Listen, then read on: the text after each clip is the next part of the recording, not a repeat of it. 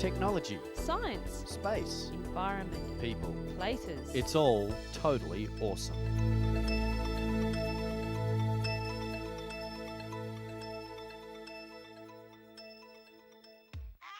Hi and welcome to the show. Today, a very special patrol set up to save the lives of some endangered giants. Teaching these great hoppers a thing or two about road safety.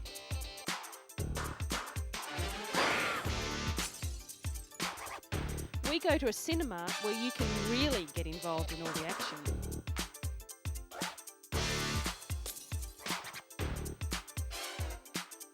And emu oil. Is it the new wonder tablet for those suffering from arthritis? We'll find out this week on Totally Awesome.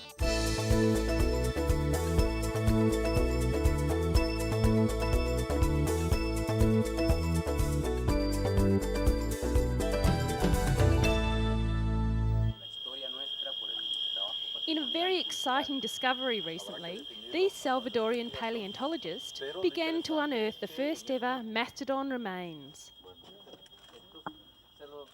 Found in the small Central American nation, the fossils, which date back 6,000 years, were recently discovered just north of the Salvadorian capital.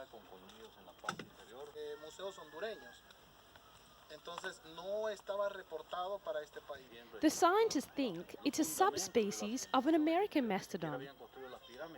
Work is now underway to uncover the giant bones that make up this magnificent animal. Archaeologists and paleontologists will work together to preserve the important discovery.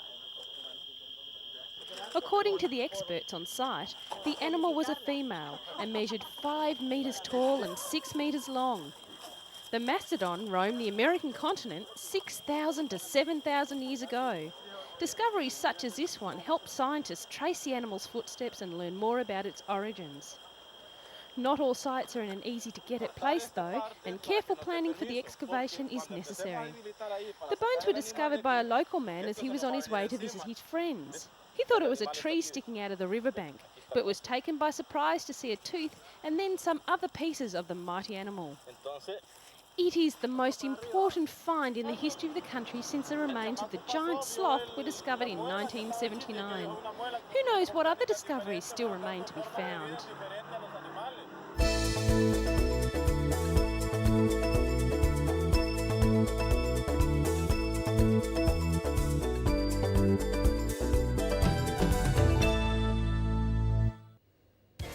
Still on amazing discoveries, a 2-acre covered courtyard in the centre of this museum has been opened to the public for the first time in 150 years.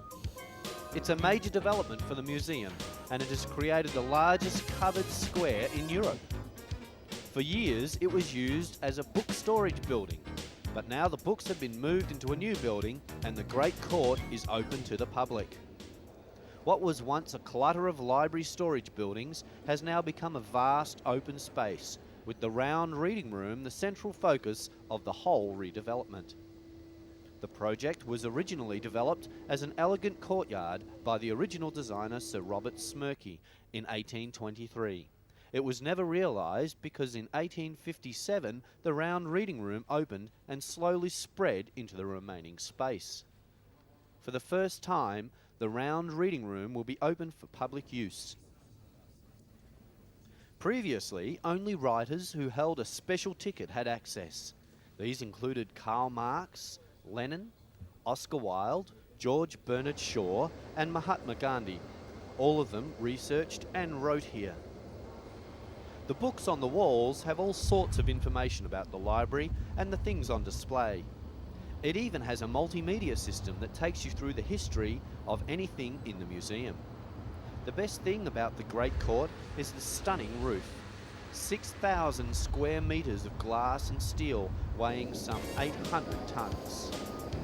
The repairs to the amazing court have been funded through national lottery money and other public and private donations.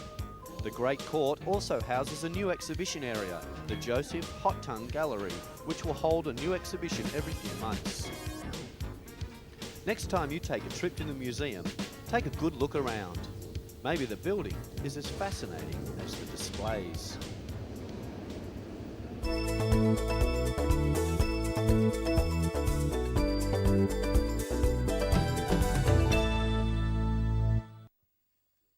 Here's one job that's head and shoulders above the rest.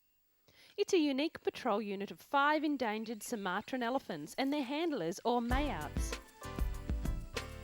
Their job is trekking through some of the world's toughest terrain in the Gayaan Lesser National Park in northern Sumatra.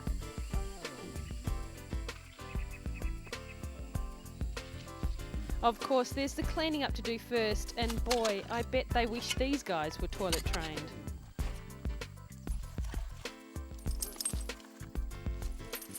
Bound by chains isn't the nicest image to have. However, these giants are helping in so many ways to help the environment and save their own endangered species.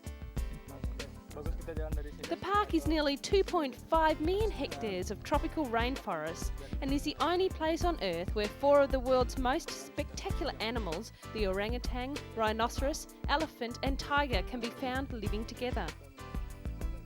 But the park and its rare animals are under threat from humans, whose presence has resulted in massive land clearing, illegal logging and poaching. The population of Sumatran elephants has plummeted to less than 600, and researchers believe the orangutan could disappear for good in 10 years. Set up 2 years ago by the European Union and the Indonesian government, the Elephant Patrol has become a successful unit in fighting the illegal logging and the loss of the elephant's natural environment. The Elephant Patrol unit says part of its success comes from fear. I mean, would you like to take on one of these giants? The National Park authorities have become frustrated because efforts to prosecute the businessmen behind the logging have failed.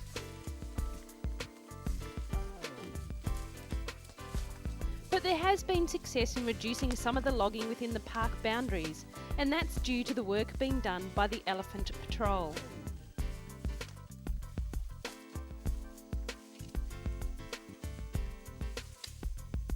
In some unique way, you can say the tame elephants are doing their bit to protect the wild elephants.